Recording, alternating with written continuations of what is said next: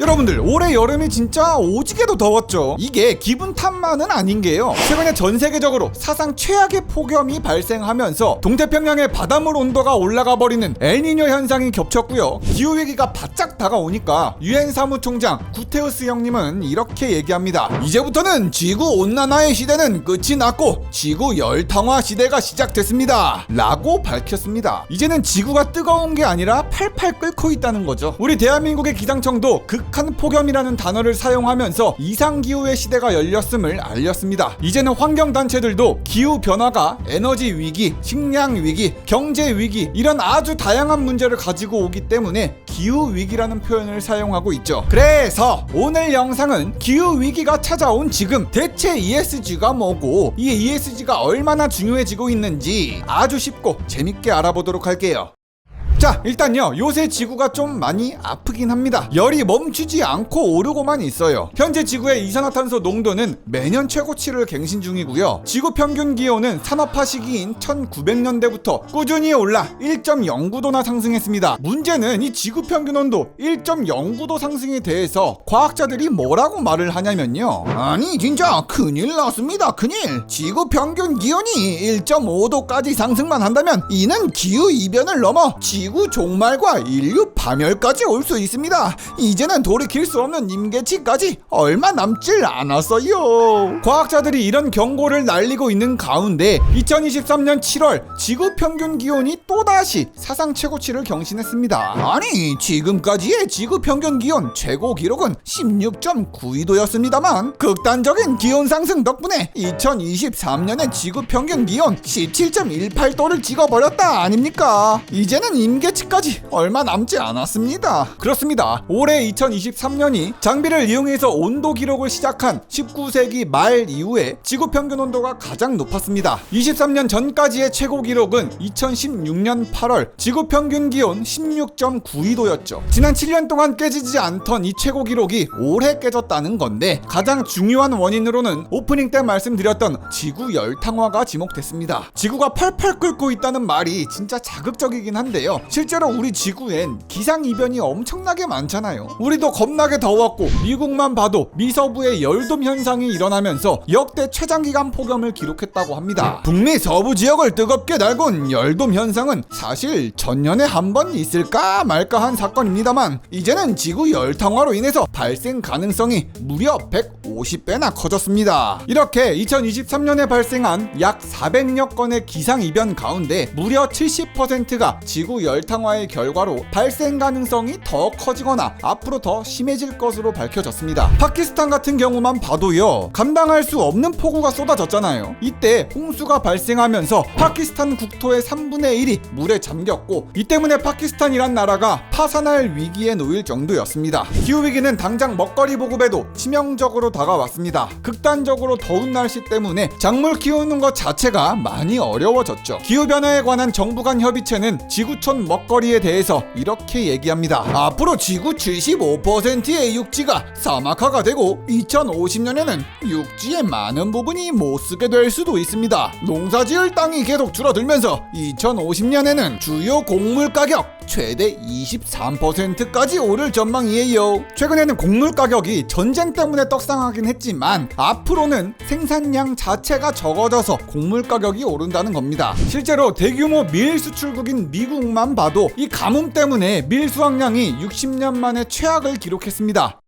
자, 그렇다면요, 여러분들이 잘 알다시피 이 기후위기의 원인이 온실가스가 너무 많아서잖아요. 이 온실가스는 지구에서 발생한 열을 가두기 때문에 온실가스라고 합니다. 열이 빠져야 되는데 안 빠져. 근데 이 온실가스는요, 산업혁명 이후에 우리 인간이 숨쉬듯 생활하는 것만으로도 온실가스는 늘어만 가고 있습니다. 매년 인류가 배출하는 온실가스 총 510억 톤 중에서요, 제조업이 31%를 배출하고 있고 전기 전력 생산이 27%, 이 두 부문이 가장 많은 온실가스를 만들고 있고, 신기하게도요, 냉장고나 에어컨 같은 냉난방 시설이 만드는 온실가스는 전체 온실가스 중에 약 7%밖에 안 만든다고 합니다. 역시 여름한철 킹갓 캐리어 선생님 대체 어디까지 보고 오신 겁니까? 자, 그렇다면요, 지금 전 세계는 이 기후위기에 어떻게 대처하고 있냐? 사실은 온실가스를 줄이는 게 직방 아니겠습니까? 탄소 배출을 줄이는 탄소 중립만이 정답입니다 라고 해서 탄소 중립을 선언한 국가들이 많습니다. 2050년까지 실질 이산화탄소 배출량을 0으로 제로로 만들겠다는 나라만 해도 120개국이 넘죠. 이런 탄소 중립을 위해서 얼마나 많은 돈이 필요하냐면요, 탄소 배출 1등인 중국을 제외한다고 하더라도 전 세계에 필요한 투자 규모가 2025년에만 1조 달러, 2030년에는 2조 4천억 달러가 필요하다고 합니다. 지금 미국은 인플레이션 감축법을 통해서 탄소 배출을 줄이는데 돈을 쏟아부으려고 하고 있습니다. 우리 미국 정부는 탄소 중립에 진심이에요. 이를 위해서 3,700억 달러의 자금을 투입할 예정이에요. 유럽연합 EU 역시 탄소 중립을 위해서 1조 유로, 우리 돈으로 1,432조 원 이상의 자금을 투입할 예정입니다. 우리 대한민국은 2025년까지 탄소 중립을 하려면 얼마가 필요하냐면요, 연간 57조 원에서 82조 원씩 쏟아부어서 앞으로 약 30년 동안 2,000조 가까이가 필요하다고 합니다. 탄소 중립을 위해서 투자해야 할 돈이 어마어마한 거죠. 기후위기의 심각성은 날로 커지고 있는 와중에 국가들이 탄소 중립을 한다고 해봤자 기업들이 안 하면 말짱 도루묵이거든요. 아까 보셨잖아요. 제조하는 거에서 탄소가 약 30%가 넘게 발생합니다. 근데 요새 기업들도 탄소 중립을 위한 움직임들이 조금 덜어 보입니다. 그 중에서 가장 눈에 띄는 것이 기업이 이윤 추구와 더불어서 지속 가능성까지 고려하고 있다는 게 아주 희소식입니다. 요새는 환경단체뿐만 아니라 국제사회 차원에서도 가장 강조하고 있는 게 뭐냐? 바로 ESG입니다. 이 ESG가 무슨 뜻이냐면요, 기업의 비재무적 요소인 환경, 사회, 지배 구조를 뜻하는 말입니다. 기업의 생존 키워드로 떠오른 ESG는요, 환경의 E, 사회의 S, 지배 구조의 G를 따와서 만든 단어죠. 비용 절감이나 효율을 최우선으로 여기던 기업들은요, 이제는 환경과 사회에 미치는 영향을 아주 꼼꼼히 살피기 시작했습니다. 이른바 ESG 경영이라고 하죠. 아주 쉽게 말해서요, 기업 존재의 이유인 돈을 벌고 매출을 늘리고 비용을 줄이고 이런 재무적 요소를 뺀 비재무적 요소 또한 중요하다는 겁니다. 이런 비재무 공시 정보는요, 기업의 사회적 책임과 지속 가능한 경영을 강조하는 이 추세 속에서 아주 중요한데요. 기업들이 ESG 보고서를 발표하는 이유가 뭐냐? 그 기업이 기후변화에 책임을 지기 위해서 어떤 대응을 하고 있는지, 또 앞으로 대응 전략은 어떠한지, 사회적 책임을 얼마나 지고 있는지, 지배구조는 어떠한지, 이런 비재무 정보들을 일반인들에게 공개하는 걸 목적으로 합니다. 돈만 잘 번다고 다 끝날 일이 아니라는 거죠. 보통 기후에 관련해서 비재무 공시에 들어가는 내용이 뭐냐면요, 첫 번째가 기업이 기후변화로 인한 이 잠재적 위험을 어떻게 평가하고 있고 또 어떻게 대응하고 있는지에 대한 정보입니다. 대부분 많은 내용이 기업들이 탄소 중립을 어떻게 할 건지에 대한 내용이 써져 있죠. 두 번째가 기업의 탄소 배출량 및 에너지 사용량 정보를 공개하기도 하고요. 세 번째가 기업이 기후변화에 앞서서 기업 스스로 실천하는 것 말고 국제적으로는 어떤 활동을 하고 있는지, 지역적으로는 어떤 협력 관계를 맺어서 이 기후변화에 대응하고 있는지를 담을 수 있습니다. 네 번째가 기업의 제품 또는 이 서비스가 환경에 어떠한 영향을 미치는지에 대한 정보를 담습니다. 보통 ESG 보고서는요, 기업의 홈페이지나 지속가능 경영 보고서를 통해서 공개하는 경우가 많은데요. 어떤 기업들은 자발적으로 공개해서 홈페이지에다가 ESG 정보를 띄워놓는 기업들도 있는가 하면, ESG 정보가 대체 뭔데? 이러면서 아예 관심도 없는 기업들도 많습니다.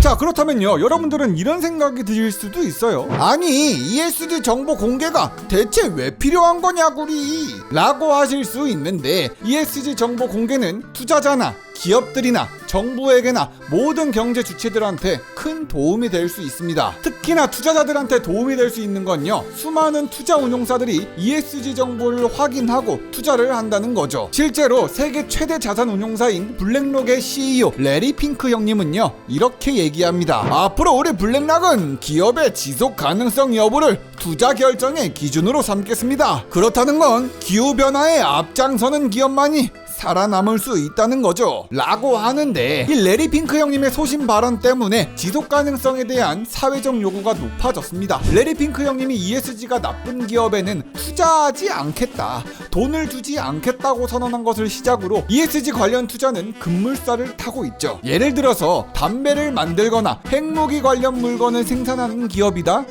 투자해서 걸르겠다는 거고, 이산화탄소를 너무 많이 배출하는 환경을 파괴하는 기업들 투자 대상에서 그냥 과감히 걸러버리겠다는 거죠. 우리 대한민국 국민연금 기금도 ESG 요소를 투자 결정에 반영하겠다고 했고요. ESG 투자도 계속 늘리겠다고 밝혔습니다. 국민연금은 전체 운용자산의 4% 수준인 ESG 관련 투자를 내년에는 59%까지 늘리기로 했습니다. 실제로 국민연금이 진심인 게, 작년 2022년만 해도 국민연금은 투자하고 있는 전체 자산 중에 절반 가까이를 기업의 지속 가능성을 고려해서 돈을 썼습니다. 이 투자 자산 규모만 해도 2021년 130조 원에서 2022년 말엔 384조 원으로 국민연금은 스스로 뱉은 말을 지켜 1년 새 책임 투자 유형을 3배나 늘렸죠. 자, 그런데요, 요새는 기업의 ESG 관련 정보를 의무적으로다가 꼭 공개하도록 하는 움직임도 나타나고 있거든요. 유럽의 영국만 해도요, 뭐라고 말을 하냐, 우리 영국에서 경제 활동을 하는 모든 기업들은 2025년까지 ESG 정보 공시를 의무화할 것입니다.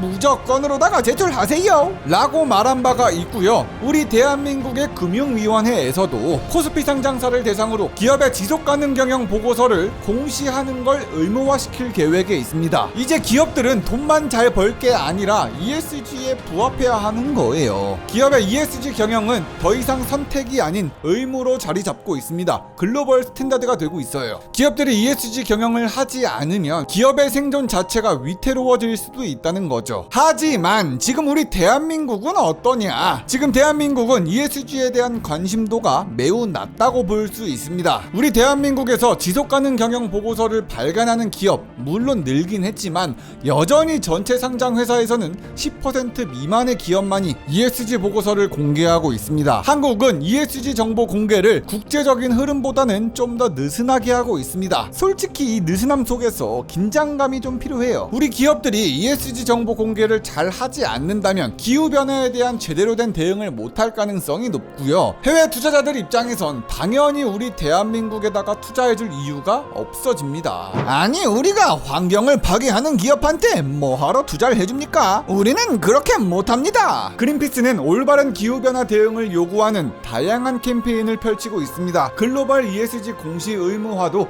그 활동 중에 하나죠. ESG 정보를 공개하는 건 당연히 좋은 일이죠. 하지만 진짜로 해야 하는 건 자율적인 정보 공개가 아니라 법정 공시, 의무 공시를 해야 한다, 이 말입니다. 물론 한국에서는요, ESG 공시 의무화에 대해서는 관심이 아직까진 높지 않은 게 사실이긴 하지만요, 전 세계적인 흐름에 뒤처지지 않도록 우리 정부와 기업들이 변화를 많이 했으면 좋겠습니다. 그럼 다음 영상에서 보자. 우리 리병이는 바본가?